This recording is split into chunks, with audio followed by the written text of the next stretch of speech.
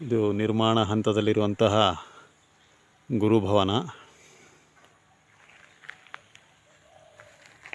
ಮತ್ತು ಗೋಶಾಲೆ.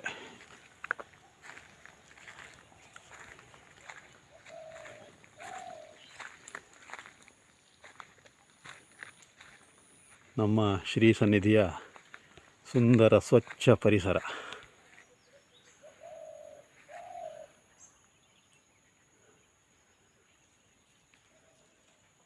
ಸುತ್ತಲೂ ಸುಂದರವಾದ ಪ್ರಕೃತಿ. ಒಂದು ಭಾಗದಲ್ಲಿ ಅಡಿಕೆ ತೋಟ,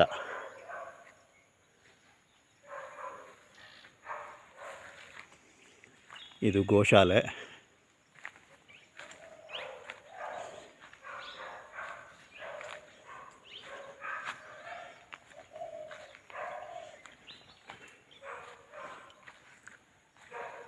ಪಕ್ಕದಲ್ಲಿ ಕಾಣ್ತಾ ಇದ್ದಂಥದ್ದು ಗುರುಭವನ.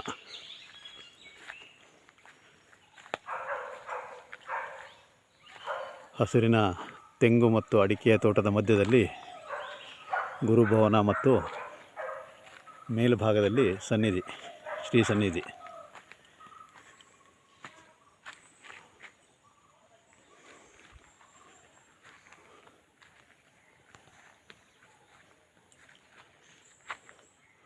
ಹೂವಿನ ತೋಟ, ಸನ್ನಿಧಿಯಲ್ಲಿ ದಿನನಿತ್ಯ ಪೂಜೆಗೆ ಬೇಕಾಗುವಂತಹ ಹೂವಿನ ಗಿಡಗಳು, ಬಗೆ ಬಗೆಯ ಹೂವಿನ ಗಿಡಗಳ ತೋಟ. ಜೊತೆಯಲ್ಲಿ ಆಯಾ ಕಾಲಕ್ಕೆ ಹಣ್ಣನ್ನು ಕೊಡುವಂತಹ ಬೇರೆ ಬೇರೆ ಜಾತಿಯ ಹಣ್ಣಿನ ಗಿಡಗಳು. ಇವತ್ತಿನ ಮಾರುಕಟ್ಟೆಯಲ್ಲಿ ಸಿಗುವಂತಹ ಎಲ್ಲ ಜಾತಿಯ ಹಣ್ಣಿನ ಗಿಡಗಳು ಈ ತೋಟದಲ್ಲಿ ಗಿಡಗಳ ರೂಪದಲ್ಲಿ ಕಂಗೊಳಿಸ್ತಾ ಇವೆ. ಇನ್ನೂ ಗಿಡಗಳ ಚಿಕ್ಕದಿವೆ, ಫಲ ಬರಲಿಕ್ಕೆ 1 ವರ್ಷ ಅಥವಾ 2 ವರ್ಷ ತಡ ಆಗ್ಬೋದು. ಆದರೆ ಗಿಡಗಳೆಲ್ಲ ಚೆನ್ನಾಗಿ ಬರ್ತಾ ಇದೆ. ಈಗಾಗಲೇ ಚೆನ್ನಾಗಿ ಗಿಡ ಬಂದಿದೆ. ಇದು ನಿರ್ಮಾಣ ಆಗುತ್ತಿರುವಂತಹ ಶ್ರೀ ಸನ್ನಿಧಿ.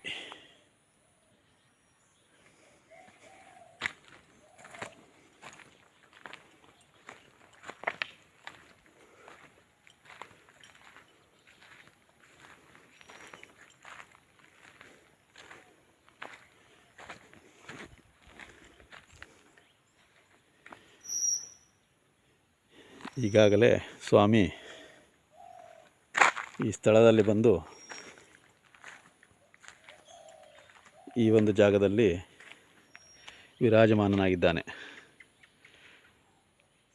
ಧಾನ್ಯಾದಿವಾಸದಲ್ಲಿ ಶ್ರೀ ಸ್ವಾಮಿ ಮಲಗಿದ್ದಾನೆ.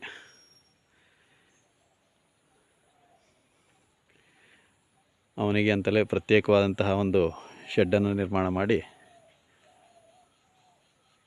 ಅದರಲ್ಲಿ ಕಲ್ಲಿನಿಂದ ಟಾಕಿಯನ್ನು ಕಟ್ಟಿ ಅದರಲ್ಲಿ ಅವನನ್ನು ಮಲಗಿಸಿ ಧಾನ್ಯವನ್ನು ತುಂಬಿಸಲಾಗಿದೆ. ಧಾನ್ಯಾದಿವಾಸದಲ್ಲಿ ಈಗ ಸ್ವಾಮಿ ಇದ್ದಾನೆ. ಜೊತೆಯಲ್ಲಿ ಪೂರ್ವಜರ ಕಾಲದಿಂದ ಬಂದಂತಹ ಕಲ್ಲಿನ ದೋಣಿ. ಮುಂದೆ ಇದನ್ನು ಸನ್ನಿಧಿಯಲ್ಲಿ ಬೇರೆ ಉಪಯೋಗಕ್ಕಾಗಿ ಬಳಸಬೇಕು ಅನ್ನೋಂಥ ಒಂದು ವಿಚಾರ ಇದೆ. ಪುರಾತನ ಕಾಲದ ಕಲ್ಲಿನ ದೋಣಿ, ಒಂದೇ ಕಲ್ಲಿನಲ್ಲಿ ಕೆತ್ತದಂತಹ ದೋಣಿ, ಸಂಪೂರ್ಣ ಶಿಲಾ ದೋಣಿ.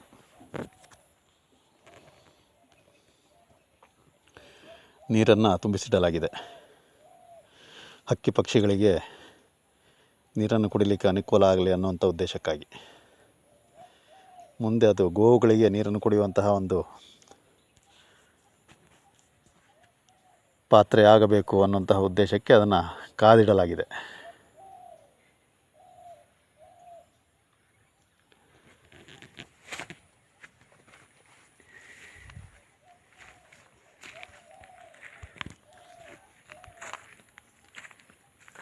ಇಲ್ಲಿ ಕಾಣ್ತಾ ಇರುವಂಥದ್ದು ಸನ್ನಿಧಿಯ ಮುಂಭಾಗದಲ್ಲಿ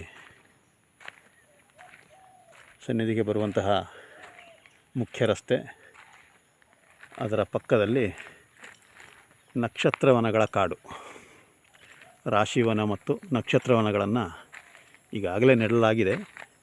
ಇನ್ನೂ ಹಲವಾರು ಗಿಡಗಳನ್ನು ನೆಡಬೇಕಿದೆ. ಬೇರೆ ಬೇರೆ ಗೋತ್ರಗಳಿಗೆ ಸಂಬಂಧಪಟ್ಟಂಥ ಗಿಡಗಳು, ಬೇರೆ ಬೇರೆ ಋಷಿಮುನಿಗಳಿಗೆ ಸಂಬಂಧಪಟ್ಟಂಥ ಗಿಡಗಳು, ಬೇರೆ ಬೇರೆ ದೇವತೆಗಳ ಗಿಡಗಳು ಎಲ್ಲ ಸೇರಿ ಅದು ಪವಿತ್ರವನ ಅಂತ ಆಗ್ತದೆ. ಆ ರೀತಿಯ ಒಂದು ವಿಚಾರ ಇಟ್ಟುಕೊಂಡು ಈ ಕಾಡನ್ನು ಬೆಳೆಸಲಿಕ್ಕೆ ಪ್ರಾರಂಭ ಮಾಡಾಗಿದೆ.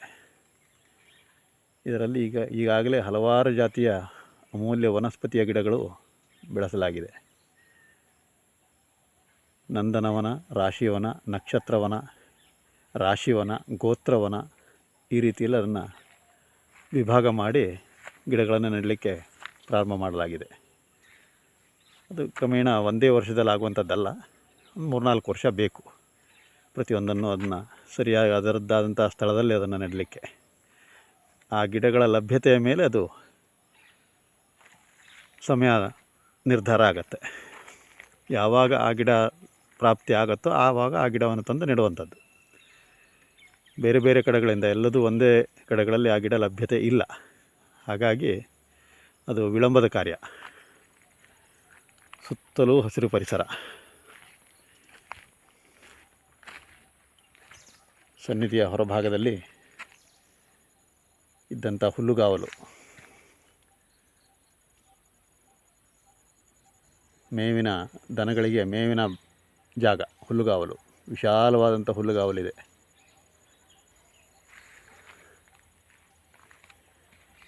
ಸುಂದರ ಸ್ವಚ್ಛ ಪರಿಸರದ ಮಧ್ಯೆ ನಮ್ಮ ಶ್ರೀ ಸನ್ನಿಧಿ. ಇಲ್ಲಿ ಮುಂದೆ ಪಟ್ಟಾಭಿರಾಮಚಂದ್ರ ಸಹಿತನಾದಂಥ ಶ್ರೀ ವರದಾಂಜನೇಯ ಸ್ವಾಮಿ ವಿರಾಜಮಾನನಾಗಲಿದ್ದಾನೆ.